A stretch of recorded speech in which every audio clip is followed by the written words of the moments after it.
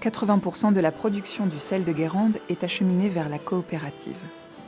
Celle-ci, constituée en 1988, est issue d'un groupement de producteurs né dans les années 70. Historiquement, les paludiers de Guérande, depuis des centaines d'années, vendaient à ce qu'on appelle des négociants. C'est-à-dire qu'ils achetaient le sel au prix qu'ils souhaitaient, quand ils le souhaitaient, et donc les paludiers étaient clairement dans une situation de dépendance par rapport à ces négociants.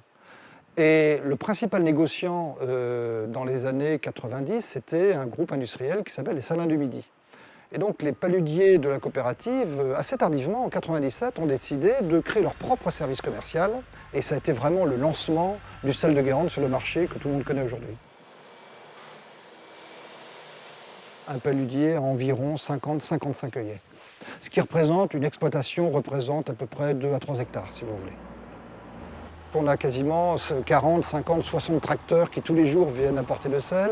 Il faut le mettre dans différentes catégories, il faut le peser, il faut le stocker, juste derrière moi par exemple. Donc oui, c'est vraiment le rush, c'est une activité dans laquelle d'ailleurs on fait venir pas mal de saisonniers. La coopérative Les Salines de Guérande est une entreprise comme une autre. On a un service commercial, un service marketing, un service financier, un outil de production dans lequel on va tamiser, sécher, broyer et mettre le sel en petits sacs ou en boîte. Par contre, ce qui différencie peut-être la coopérative d'une autre société, c'est sa gouvernance. C'est-à-dire qu'elle est animée par un conseil d'administration qui lui-même est issu des producteurs. Le sel de Guérande représente une économie importante aujourd'hui dans la région, puisqu'on a plus de 300 paludiers qui évoluent à Guérande. On a une centaine de salariés qui travaillent dans les différentes structures de commercialisation. On a des guides naturalistes, on a des gens qui font de l'entretien. Donc ce sont quasiment presque 500 personnes qui aujourd'hui font vivre l'économie guérandaise. En termes de tonnage, le sel de Guérande, c'est en moyenne 16 000 tonnes de sel par an, ce qui représente une part importante de la production française, du moins en tout cas pour l'agroalimentaire.